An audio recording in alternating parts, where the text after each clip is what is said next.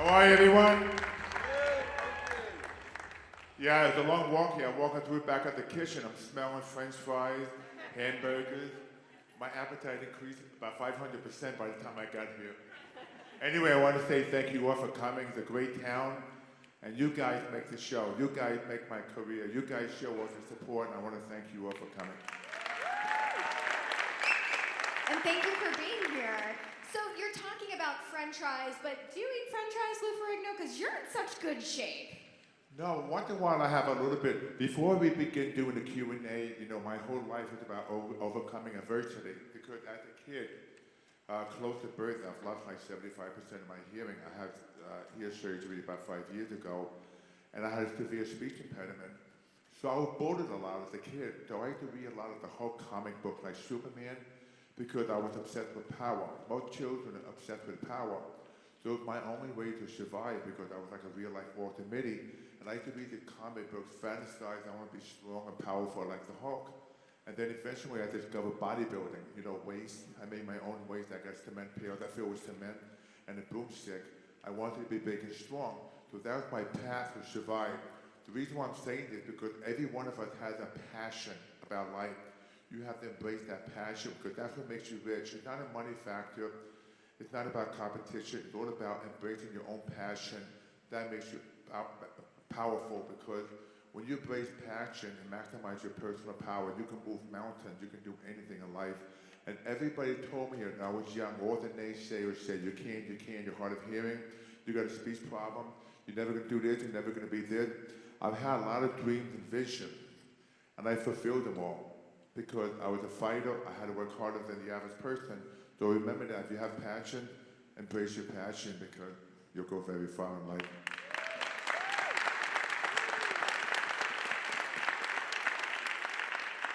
Okay, so basically we have a little bit of time. We have a microphone that's set up right in the middle of the room. Whatever question, is anything off limits here today?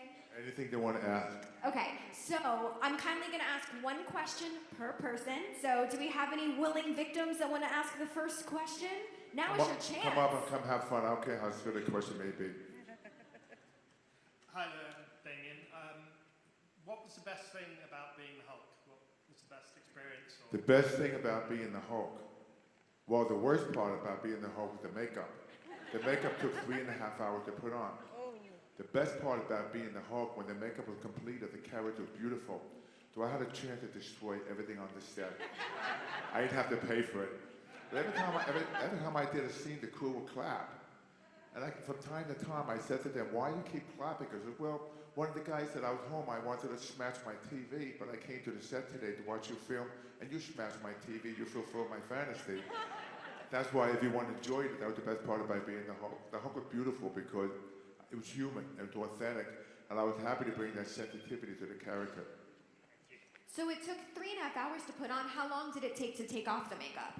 Almost like an hour and a half. I'd be the first one on this set and the last one to leave. Did you know one morning I was filming, I had to be on this set like 4 a.m. So there was the catering truck near the motorhome. So before I got to the makeup, they wanted to know what I wanted to eat for breakfast because they had to leave to go to a different location. I said I usually had a 12-egg omelet. So the catering truck driver makes the omelet, brings the omelet to my motorhome. It's very hot. I had to leave it on the step outside. I retrieve the omelet in a few minutes. So the truck takes off. It's like 5 in the morning, pitch black. So my makeup man's making me up. I said, I'm hungry. Why don't you go get my omelet? He opened the door. The omelet was gone. The coyote ate my breakfast. You wonder why I was so pissed. It explains everything. All right, what's your name? Hi, Ginger, and I'd like to know what advice/help you gave your son about being an actor.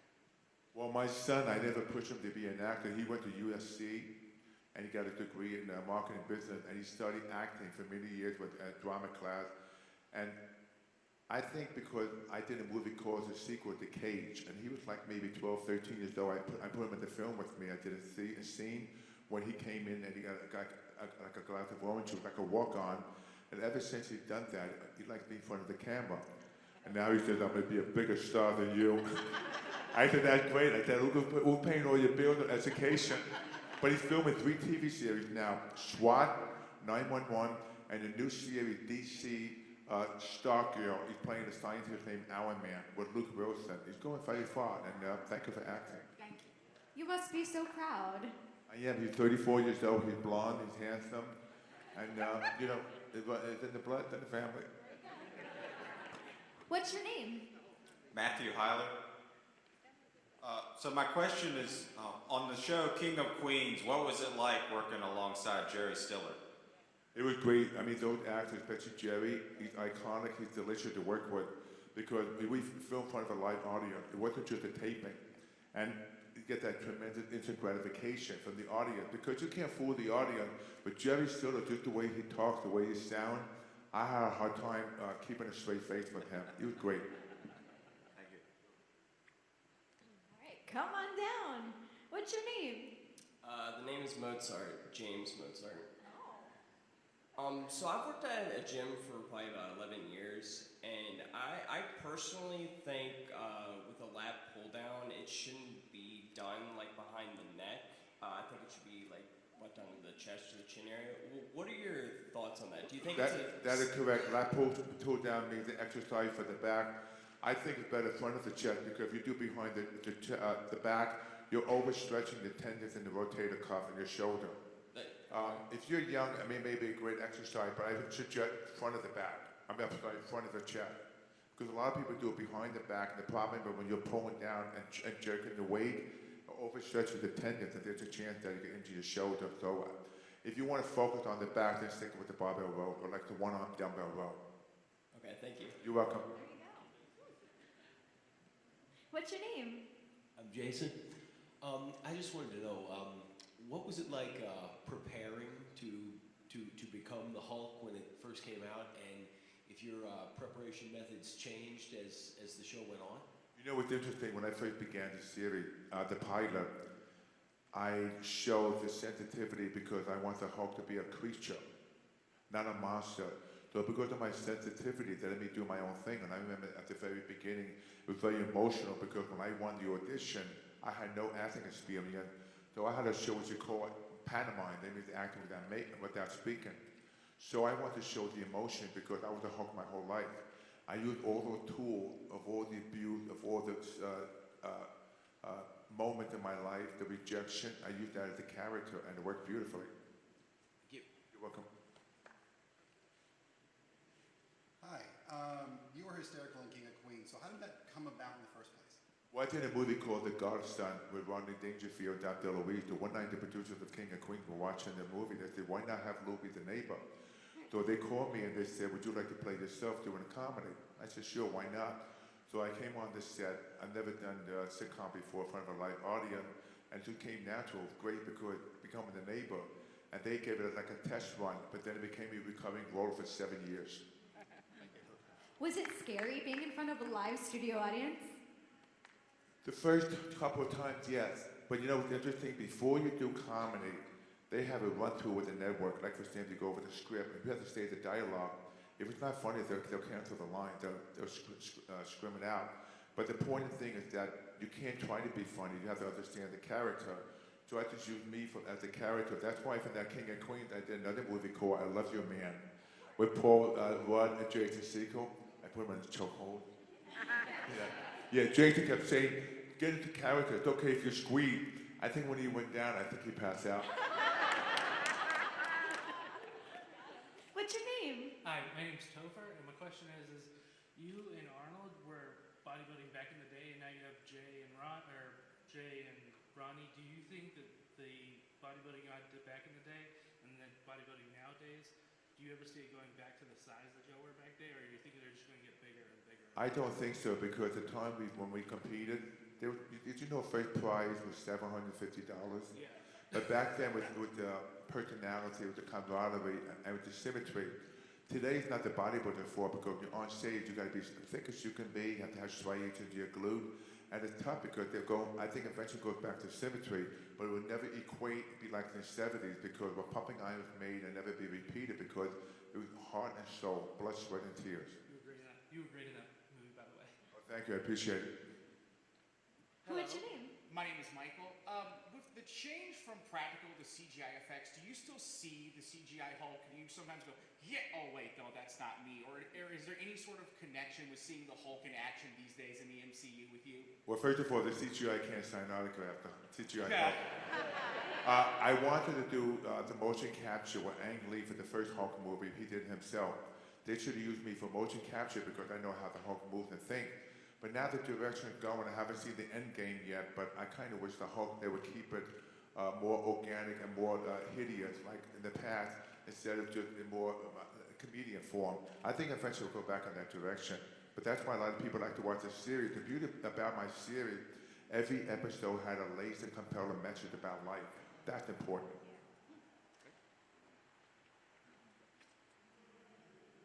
Kind of Yo. starstruck here, Kevin. Just wanted to get your opinion on who you thought was or is the better Hulk now, looking at Eric Bana, Mark Ruffalo, and Ed Norton. You know, it's tough because all three are very good actors. I think Bill Bixby nailed it, but I think Edward Norton was great because he has that intensity like Bill Bixby. Mark is more to the Disney fade. So Eric Bana did well, but I think what hurt the film was because the Hulk too cartoonish look. And it's tough to say, but my favorite is Bill Bixby. Hey, how are you doing, Lou? I have one question. It's about pumping iron. The tension between you and Arnold Schwarzenegger, was it real or was it all for the camera? Well, you got to remember one thing. I wasn't in my best shape. I only trained for 8 weeks because I was training for the superstar. But I wanted to be in the film. It was the last minute. But at the time when I was with Arnold, Arnold was arrogant, and he admitted it. And it was my idol growing up because I went from Mr. Universe, Mr. America, 2 years right to Mr. Olympia, and I was honored to be on stage with him. And you know, they say he plays mind game, but he knew I wasn't in my best shape. So he was nice to meet during the film. But I know he's playing pranks on other people. So we had a chance to be on stage together. That's why still today you haven't seen anybody else crossing the mainstream like him and I, because if it wasn't for him, I wouldn't be where I am today because he broke the doors down for the respect for the tall bodybuilders, because he gave me the motivation because I wanted to be a champion. And my time growing up, most of the bodybuilders were like 5'8", 5'10". I was the first bodybuilder over 6 feet. So it just put me to the next level.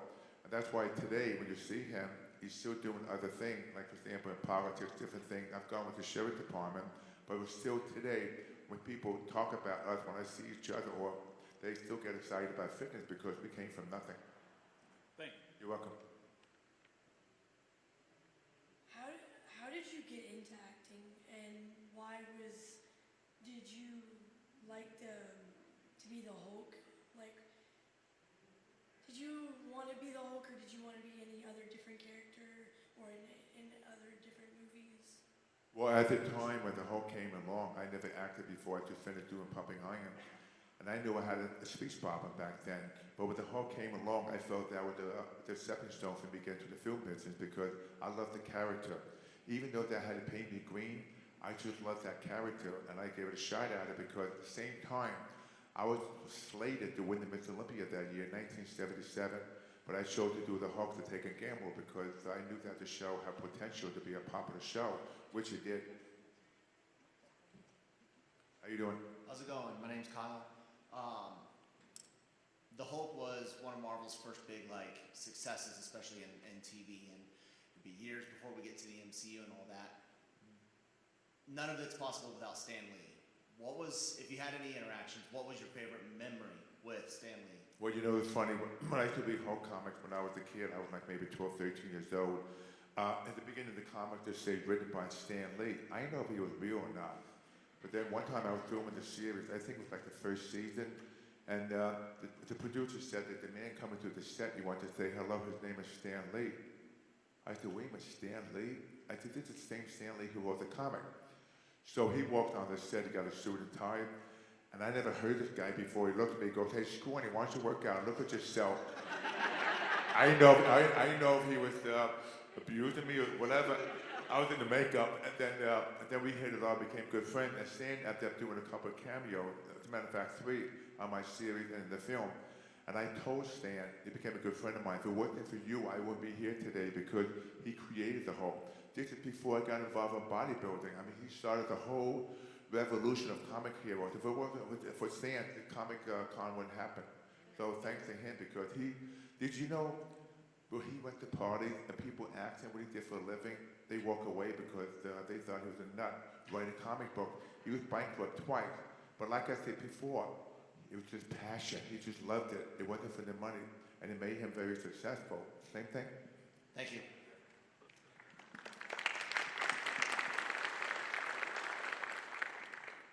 I'm curious. You look awesome.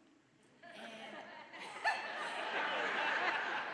and you speak very well about taking care of yourself. I would like to know what you do to stay in shape, and things are so different now. Bowflex, everything is a quick fix on TV, you know, buy this product.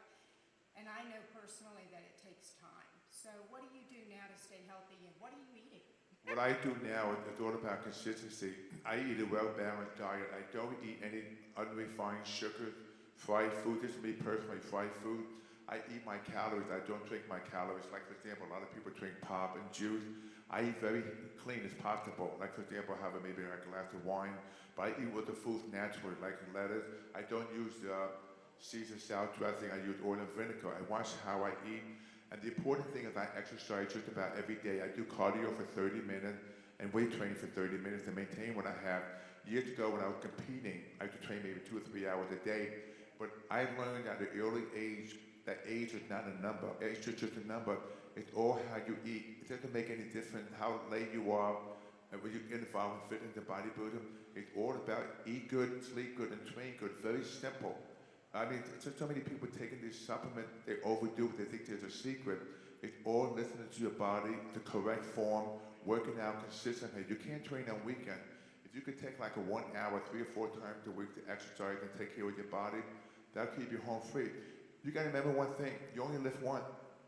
And I can't tell you how many people have strokes and heart surgery. They run to me, they say, oh my God, I gotta eat naturally. They wanna live, they wanna lay on the table, get cut up again. So it's all about eating natural. That's why when I was a kid, when I was young, I knew nothing about nutrition. So I went to high school. The first year of high school, my father would bring home like a big chocolate cake. I would have maybe 3 or 4 pieces and drink a glass of milk. So when I get to school about 2 hours later, I'd feel sleepy. I'd fall asleep in class because of the sugar shot. And then I realized that it's like taking a Rolls Royce. You put bad gasoline, it's not going to function. It's all how you eat. You know, nutrition is 75% bodybuilding, and fitness is what you put inside your body. Like people that smoke, people that drink excessively, that harm the body.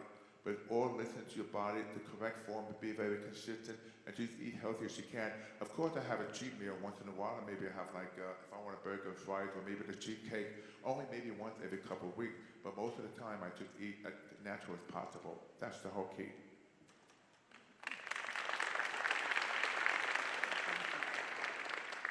What are you doing these days now? I got 3 films coming out. I just did a spoof of Game of Thrones called Purge of Kingdom. I played the role of Ned.